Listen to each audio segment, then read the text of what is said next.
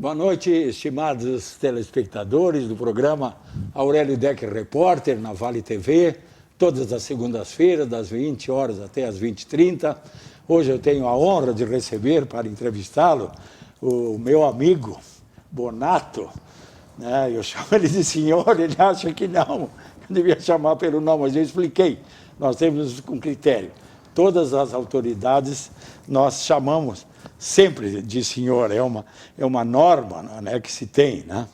Então, ele assumiu há uma semana, exatamente uma semana, assumiu a direção-geral da Comusa. Né? A Comusa que, tomara que não aconteça, né, pode virar notícia muito desagradável daqui a pouco, se não chover. Nós estamos há mais de 100 dias, há 108 dias, na verdade, sem que tivesse havido uma chuva forte no Rio Grande do Sul. Eu estava comentando com o diretor, que é uma pessoa bastante informada no meio, ele vem da área de meio ambiente, já foi secretário de meio ambiente, foi diretor de licenciamento ambiental, então a pessoa é do ramo que substitui então ao doutor, o advogado, o senhor Líderes, que foi para o lugar do doutor Rui Noronha, que por sua vez se afastou, porque me parece que pretende concorrer à vereança, alguma coisa nesse sentido. Então, de uma semana para cá, eu imagino que o senhor esteja preocupado com várias coisas. Por exemplo, chuva. O que está havendo? Por que não chove mais? Né? Nós estamos vivendo uma estiagem desde antes da fundação da Comusa. Nunca tivemos uma estiagem tão forte. Isso lhe preocupa? O senhor já está chegando na maior estiagem que tem. E o Rio dos Sinos está definhando, está agonizando. Qual é a sua visão em relação à chuva? Vai mudar? Hoje é para chover um pouco, e amanhã e depois de amanhã. O senhor tem feito a reza da chuva? Conhece? Vai contratar índio para fazer? Qual é a sua visão sobre esse angustiante problema do Rio Grande do Sul? Primeiramente, boa noite ao meu amigo Aurélio Decker, boa noite aos telespectadores aí da Vale TV, e é uma oportunidade novamente estar trabalhando aí à frente, fazendo a gestão, né? E agradecer a oportunidade do espaço para falar desse tema que é importante, é de importância fundamental para a nossa sobrevivência. Sobre a dancinha da chuva, né? Em particular, eu conheço parte do Amazonas. Eu também tive numa tribo de índio lá, eu e a Diana, estivemos lá numa tribo, Araueté, uma tribo no Amazonas. Andamos 10 horas de barco pelo rio Xingu. Isso. Eu andei um pouquinho mais para o outro lado ali, para o lado de Inhamundá, né? Uhum. Tive a oportunidade de conhecer alguns lá. Mas eu acho que... Eles têm mesmo a dança da chuva ou isso é lenda? Não, eles têm as crenças deles. Tem. Tá, mas isso é coisa do pajé, né? Que faz a dança para os espíritos ajudar, é uma coisa nesse sentido, né? É uma questão cultural, né? E eles acreditam. E claro, o senhor acha que funciona? Eu vou lhe dizer o seguinte, ó, é cultural isso, mas os pajés são pajés... justamente porque são aquelas pessoas mais maduras, que conhecem. Verdade. Por óbvio, eles conhecem a mudança das luas, eles conhecem os plantas, sinais da natureza, tudo, né? E promove a dança justamente naquele... É o que eu acredito. Perfeito. Eles usam o conhecimento que eles têm, né? esse conhecimento que a gente diz empírico, porque não é dentro da academia, dentro da universidade, mas é um conhecimento que a gente sabe que eles dominam muito bem. Né? É como plantar na fase da Lua, né? Na universidade eles não ensinam, os agrônomos não aprendem nada sobre a fase da Lua. Eles dizem, não, isso não existe. Só que na prática, se tu não plantar as coisas adequadamente em relação à Lua, não funciona. Não funciona. Eles admitem que na faculdade isso é negado, mas que na prática funciona. É que nem o corte do eucalipto. Ao pessoal aqui da região do Vale dos Sinos que venha para o lado de Gravataí, para o lado de Lomba Grande ali, vai comprar aqueles pau roliço de eucalipto e vai na lua errado que ele não tenha cortado. É o racha, né? O pessoal que ali que tem, viveu a vida toda, ele não te vende porque ele diz, olha, eu vou te vender, vai encher de cupim. Ah, cupim, eu achava por que causa tinha da uma lua. rachadura também. Né? Então são coisas que realmente o meu nono, né, Sim. cuidava disso, ele morava na Serra. Então hoje tu vai ali para o interior em Lomba Grande, onde eles dominam esse mercado, e conversa com eles, e eles vão lhe explicar, olha, eu já fui lá, querendo alguns pau roliços, e eles não me venderam porque ele não tinha cortado, não tinha no estoque dele, e naquela não era a época de cortar. Mas que coisa, é honesto, hein? Podia ter tentado vender assim de qualquer maneira. Que coisa. Mas nós temos gente boa dentro da nossa região aí. Com certeza. Senhor Bonato, tem um dodói, que eu acho que é o maior dodói da Comusa atualmente, em termos de repercussão junto aos nossos queridos patrocinadores, aos nossos queridos ouvintes, telespectadores, que é a questão da cor da água. A gente tem repetido que a água é potável. Sim. Tem potabilidade. Sim. Está dentro das normas exigidas. Sim. Agora, o problema é a pessoa tomar uma água meio marrom. O que está havendo? O que pode mudar nesse sentido, se é que é possível mudar? Assim, ó, estamos aqui se comunicando, né, a comunidade em geral. Não é novidade para ninguém que o nosso Rio dos Sinos, né, ele é um dos 4 da América Latina mais poluído. Então nós estamos falando um título que nos envergonha como um todo, né? A qualidade do nosso rio aqui, ela é péssima, né? A gente diz assim, nível 4, mas não é tão ruim. Não, é que na classificação não tem mais que 4, é 1, 2, 3 e 4. É a pior, porque se tivesse 10, seria 10 a qualidade do nosso rio. Se for 5, vai ser uma gosma. Isso. E nós vamos dizer assim, mas nós temos que mudar uma questão cultural. Tudo. Gente, para não me desviar do foco do assunto da água amarelada.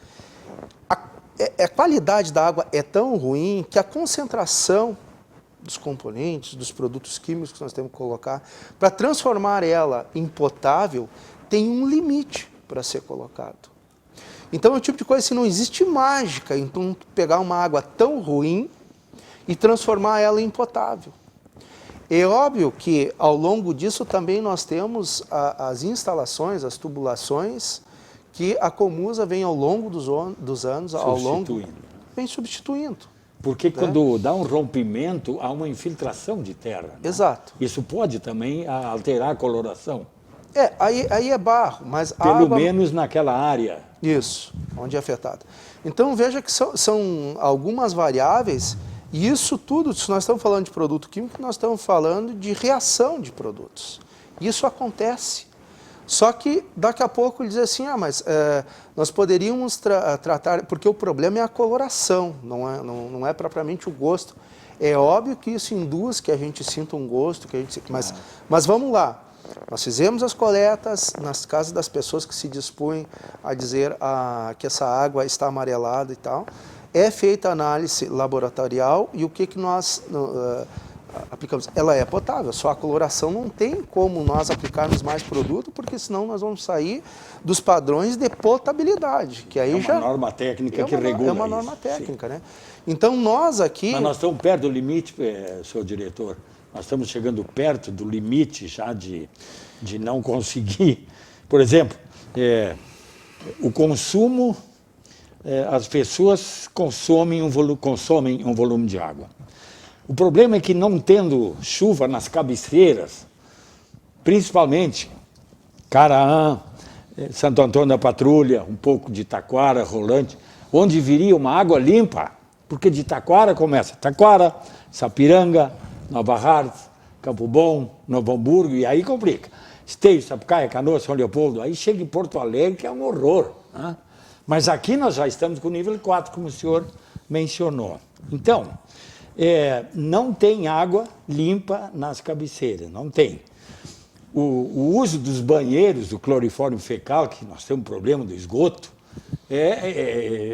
eu acho que até aumentou, porque as pessoas estão mais em casa. Ou seja, os poluentes são os mesmos, mas está faltando água limpa que equilibrava isso. Quer dizer, um grande volume, 2 metros de profundidade o rio, 2,5 metros, 3 metros, está bem, ok. Entra o Arroio Pampa ali, ele causa até uma diferença de cor.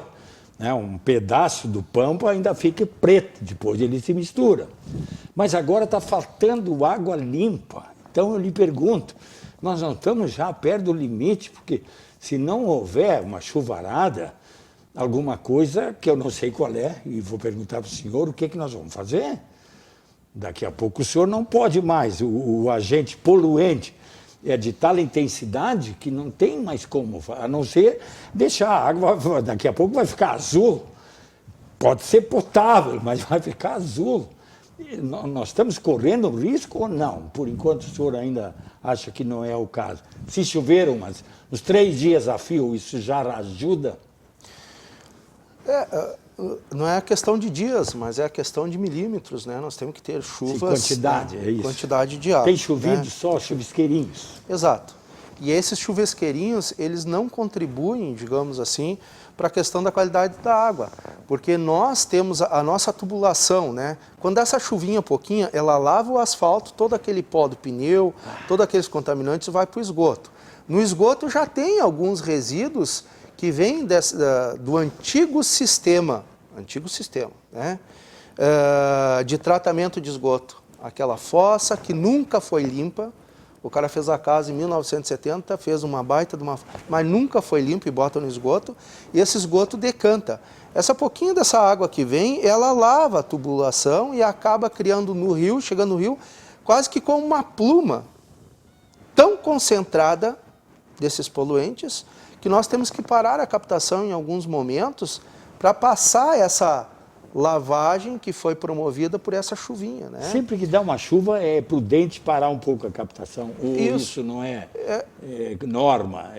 Às vezes é preciso, às vezes não.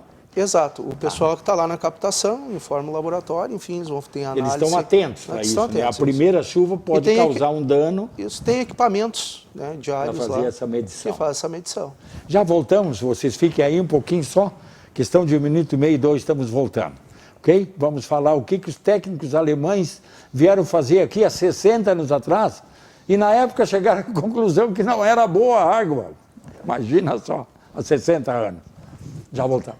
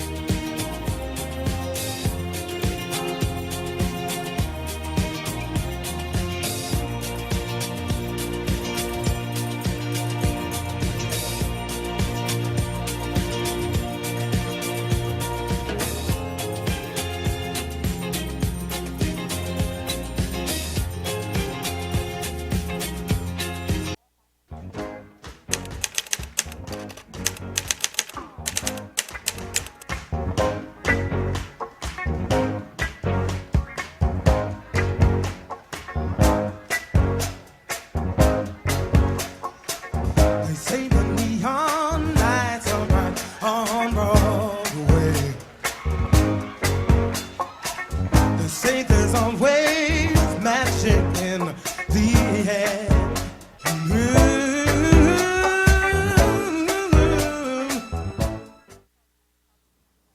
Olá, obrigado por terem permanecido conosco.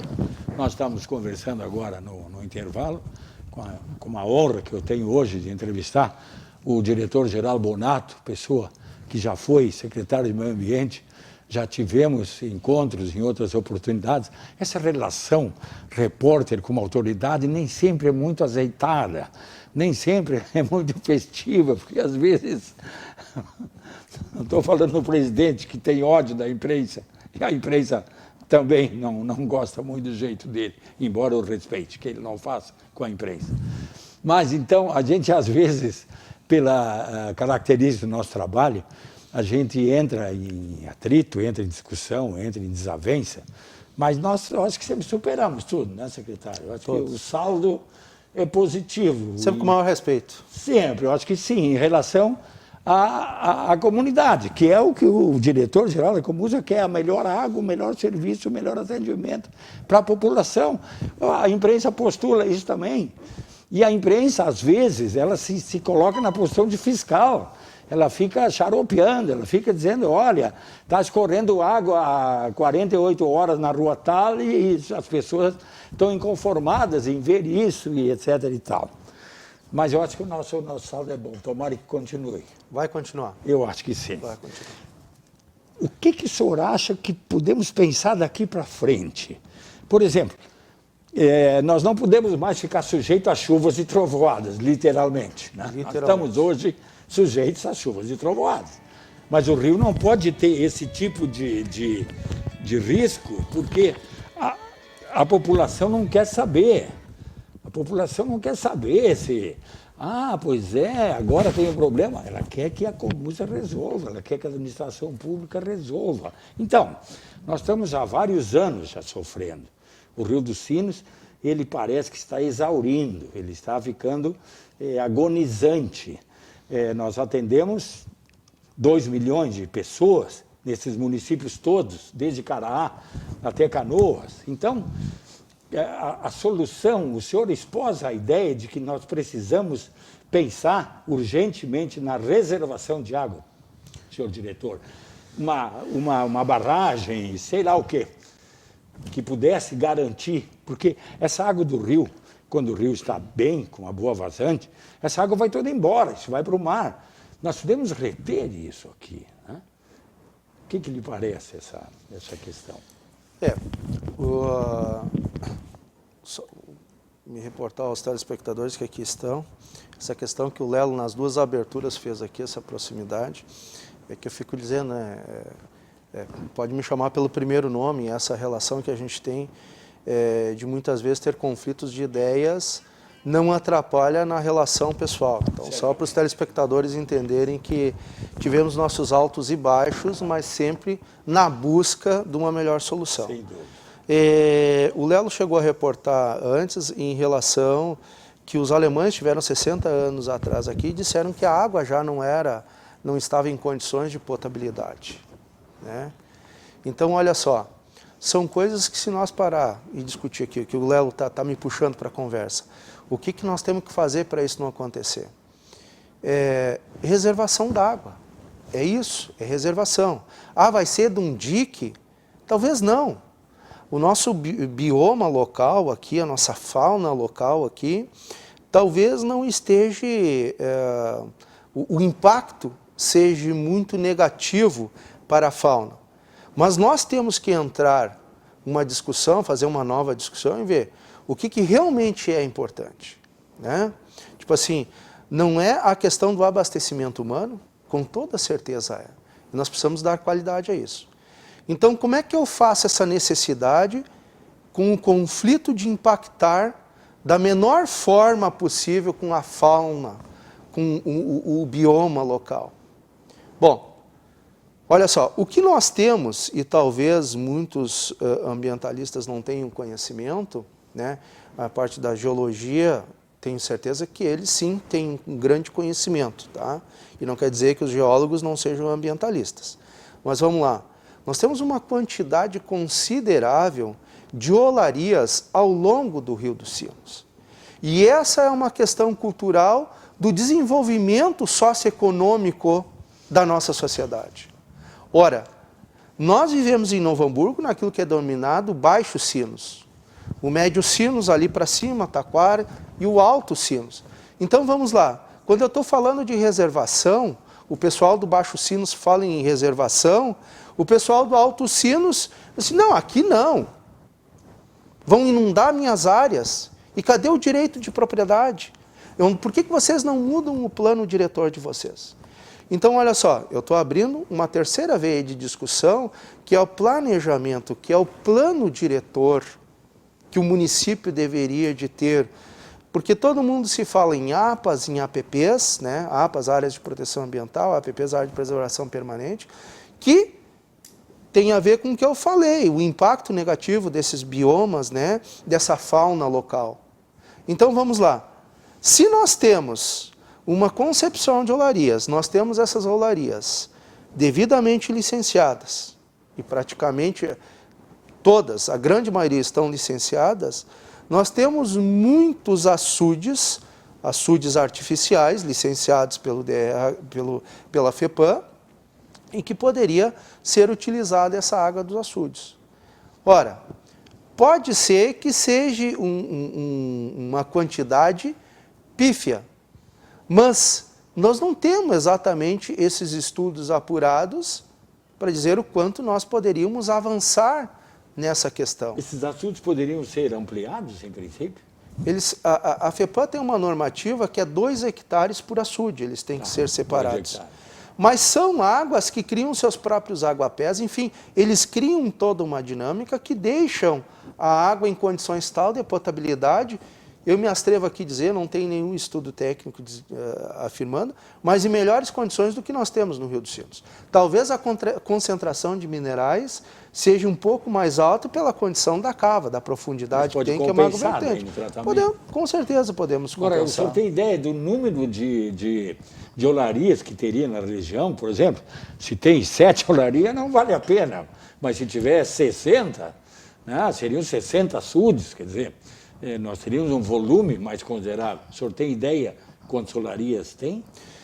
De olarias eu não tenho, mas de açudes eu vou lhe dizer que chega próximo a 50, ao longo do Rio dos Sinos, entre Baixo e Médio Sinos. Né? Que nós teríamos... E eles ficam cheios quando o rio está cheio? Quando o rio deságua? Não, eles têm uma vertente quando chove. Ele está. É isso, né? Eles vão enchendo por força própria deles. Por força própria. Eles não precisam água do rio quando está transbordando para encher.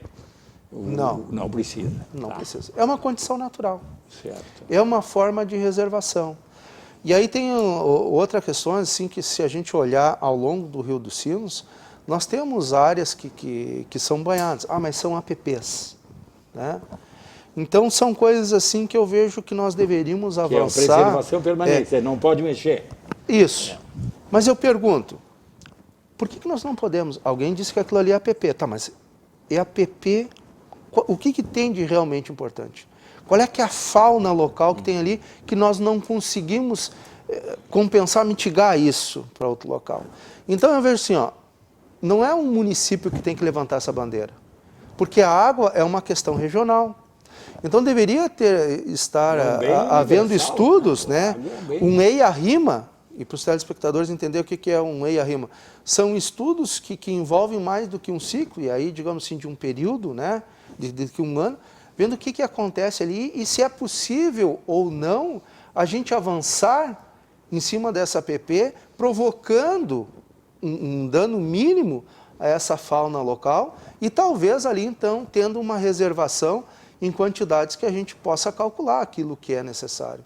Ao longo do nosso rio. Eu não estou dizendo aqui, em hipótese nenhuma, para acabar com os banhados e fazer açude. Não é isso. Mas hoje nós temos aqui várias áreas ditas como áreas de proteção ambiental, como a APP, mas não tem escrito ali no seu plano de manejo o que realmente tem ali. E aí vem aquela questão que às vezes as pessoas, não, mas ali é uma APP. Por que é uma APP? Por causa só do distanciamento do rio? E o distanciamento do rio não é justamente o alagamento nos períodos onde nós temos chuvas com intensidade, com pluviométrica acima do que a média? Então não seria a APP justificável digamos assim, da nossa reservação de água nesse período? É uma condição natural. Porque ao longo do tempo isso também nós criaríamos uma lâmina de flora, assim como acontece nos açudes das olarias, esses açudes desativados já, aconteceria isso. Enfim, é só uma ideia e talvez um EIA-RIMA possa dizer que isso não é possível fazer. Mas a gente vê países do Oriente que trabalham com isso. A gente vê na Ásia que fazem isso. Né? A legislação é diferente. Mas olha só, nós não estamos falando de legislação. Nós estamos falando aqui de natureza, de causas naturais. Então eu acho que nós podemos usar alguns exemplos bem-sucedidos, fazer um estudo como tem que ser um EIA-RIMA. Né? Eu, em momento nenhum, estou sugerindo aqui alguém fazer um plano de gerenciamento de água. Não, estou falando de um EIA-RIMA aqui, com um estudo da região. Qual é a possibilidade do senhor viajar para pegar esses exemplos que tem por aí? Porque não precisamos inventar água quente. Né? A água quente já foi inventada. Sim. Nós podemos copiar. Né? Se o senhor sabe de episódios, seja no Oriente, seja onde for, nós temos que ir atrás para copiar e trazer para cá. Os alemães chegaram a outra conclusão. Os alemães, há 60 anos, disseram assim, tem que fazer uma barragem lá por volta, na cercania de Igrejinha, Três Coroas, onde desce o rio Paranhana, fazer lá uma grande represa. E a água viria para Novo Hamburgo por gravidade. Não precisaria tubulação, nem energia elétrica, nem coisa nenhuma. A água viria porque a altura deles lá em relação a nós é muito grande. Então, Novo Hamburgo, que era o foco da atenção, receberia água limpa. Não é uma água assim que dá para ajoelhar e tomar, mas com qualquer investimento pequeno na química, daria para deixá-la muito potável. Então, os alemães achavam assim, mas daí começa, né? O senhor mesmo levantou a questão. Por exemplo, vai fazer dique, interrompe no próprio Rio dos Sinos, ali, em Taquara. Sim, mas e os peixes que têm que ir para a sua nascente? Eles estão impedidos e aí os ecologistas não querem. E, claro, algumas lagartixas vão se afogar, o que é uma pena e é lamentável. Mas nós estamos falando em água para 2 milhões de pessoas. Então, como não chove mais e parece que essa mudança de clima veio para ficar, eu me lembro quando era guri, que o veranico de maio era 3 ou 4 dias quente, o resto era frio, mas frio. Agora não tem mais frio.